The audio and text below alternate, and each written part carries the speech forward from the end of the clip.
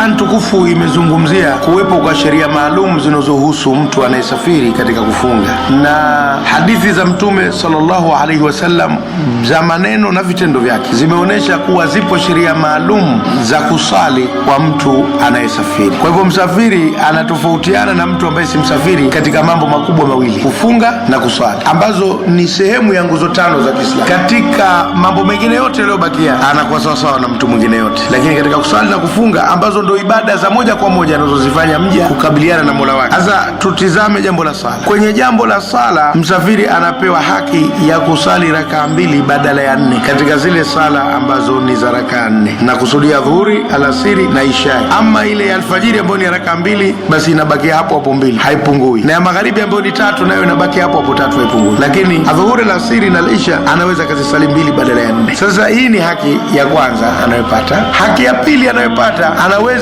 akazisali pamoja sala za mchana, adhuhuri na alasiri, akazisali zote kwa pamoja. Anazitofautisha kwa salamu tu, kwamba akishatoa salamu hii ni adhuhuri, alafu anaanza tena na sala alasiri, anatoa salamu, hiyo itakuwa ni alasiri. Lakini kwa wakati anaweza akazitanguliza kuzisali zote 2 katika wakati wake wa dhuhuri, au akazisali zote 2 kwa kuzichelewesha katika wakati wa alasiri. Kwa lugha fupi ni kwamba mchana wote kwake unageuka mmoja katika mantiki ya sala. Ana haki ya kusali mwanzo au ana haki ya kusali mwisho, madhali jua halijazama. Na magharibi na isha nazo vile vile anapata haki ya kuzichanganya, kwa kusali wakati wa magharibi akasali magharibi, akatoa salamu ambazo ni rakaa 3, alafu akasali lishai ambayo akipenda atakuwa amesali rakaa 2, akatoa salamu. Anaweza akazisali ule wakati wa mwanzo, au akazichelewesha akaenda akasali wakati wa lishai, ambao nao kwa kauli iliyo sahihi unaendelea mpaka adhana ya kwanza ya alfajiri. Kwa hivyo anaweza akazisali saa 8 za usiku, magharibi na isha. Panakuja kitu kinaitwa flexibility, unyumburufu au unyororo. Anakuwa mwepesi sasa hapa, si kama anavyokuwa katika hali ya kawaida. Commitment ya kuziswali sala kwa nyakati 5 sasa inaondoka, na hili linaonyesha wazi kuwa Uislamu unazingatia mazingira. Kwa mazingira yake sasa, kuwasali nyakati 5 na kila sala isali peke yake kunaweza kukampa shida akiwa safarini,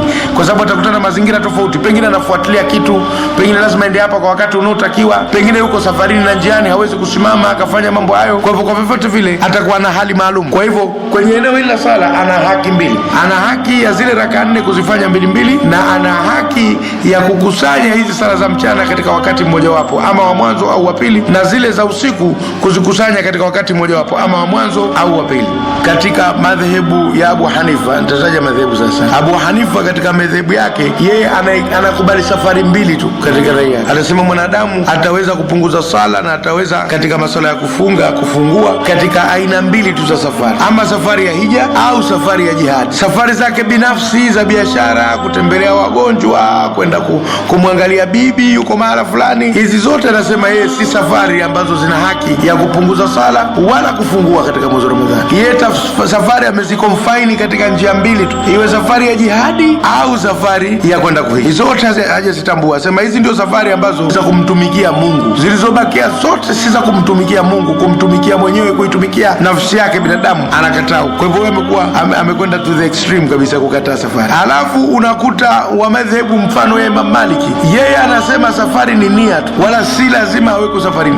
Akishanuia kuwa mimi leo nasafiri, basi hata ikimkuta ndani ya mji wake atasali pungufu na ataichanganya, kwa sababu huyu tayari uko safarini, kwa sababu yeye safari kwake ni nia. Ukishanuia kusafiri, wewe ndio msafiri tangu hapo umenuia, kama unavonuia funga na sala na nini anachukulia pale umenuia. Kwa hivyo unaona hizi ni extreme 2, wakati Abu Hanifa anaifinya maana ya safari katika mambo mawili tu ya jihadi na hija. Huyu Imam Malik anaifungua safari hata katika nia, na anasema safari maana yake ni kutoka tu katika mji wako ambapo hutolala kwa time zile unazotaka, hutokula kwa time unazotaka, huna nyumba hapo, huna chochote, wewe ni msafiri. Kwa hivyo ukitoka hapa kwenda Makunduchi kwa Imam Malik, wewe tayari ni msafiri na una haki ya kupunguza na kila kitu. Unawakuta watu wengine wamesimama katika kama madhehebu ya Imam Shafi, kwake anaieleza safari kwa lazima iwe ni masafa yasiyopungua kilomita 75, au wengine wakasema maili 45. Kwa hivyo kwa Zanzibar nzima hii huenda ikawa ukisafiri labda utoke tuseme Nungu ya Mkokotoni kwenda Makunduchi, ndio kidogo anaweza kahesabu kuwa safari, lakini hakuna safari nyingine za kirahisi namna hiyo. Yeye kaweka masafa, kazingatia safari kuwa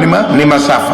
Kama unasafiri masafa marefu aliyoyapima yeye, basi hapo utakuwa msafiri na haki zote 2, haki ya kufungua na haki ile ya kupunguza sala utakuwa unayo. Alafu unakuja na watu kama madhehebu ya Ibadhi, wao wanakubali safari ni masafa, lakini hawasemi kuwa ni ruhusa, wanasema ni lazima kupunguza sala. Wanasema ruhusa ni kufunga, ukitaka utafunga, ukitaka utakula, lakini sala madhali wewe ni msafiri huwezi kusali 4, lazima usali 2. mbili. Wao wanasema kupunguza ni lazima, sio suala la hiari. Na upande mwingine unawakuta Shia, wao wanasema nao kula katika safari ni lazima, kufunga haiwezekani kabisa, na kwamba msafiri hafungi, na akifunga saumu yake batil, lazima ale halafu aje afunge siku nyingine. Baadhi wanasema unaweza ukasali 4 iwapo umeamua kuwa maamuma kwa mwenyeji, lakini ukisali peke yako au ukipewa wewe kusalisha ni lazima usali 2. Kwa hivyo inatokea wakati mwingine anakuwa mwanachuoni ametembelea nchi fulani akapewa kusalisha sala dhuhuri, basi atatoa salamu baada ya raka 2, nyie msimame kama vile mmepitwa na baadhi ya rakaa, mmalize rakaa zenu, kwa kuwa yeye mmemkabidhi zile 2. Kwa hivyo atasalisha alfajiri, haina utata, atasalisha kwa vyote kwa sababu ni 2. Ijumaa haina utata, atasalisha kwa sababu ni 2. Utata wake unabaki kwamba msafiri si wajibu wake kusalisha Ijumaa. Yeye akisalisha itakuwa imetimia kwa sababu hana wajibu ana wenyeji. Tena unakuja mjadala wa kwamba asalishe au asisalishe. Kwa kuwepo sayansi na teknolojia, kuna safari zimepungua masafa yake. Manake ukisayansi, masafa ni nini? Masafa ni ule muda unaokwenda.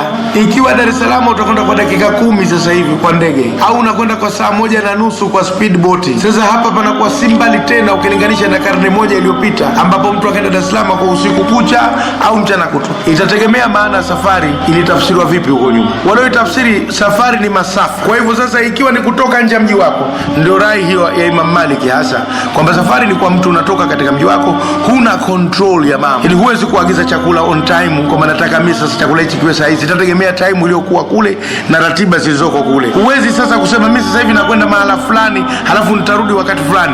Huna hakika juu ya usafiri, hujui mabasi pale yanachukua muda gani. Huna amri wewe ya kupikisha chakula pale. Huna mke, huna ndugu, huna chochote. Kwa hivyo sasa wewe tukupe haki sasa ya kuchanganya sala na tukupe haki sasa ya kula katika mwezi mtukufu wa Ramadhani. Kwa sababu wewe huna udhibiti katika hayo maisha uliokuwa nayo. Hii ndio rai ambayo inabaki kuwa na nguvu kuliko rai nyingine zote.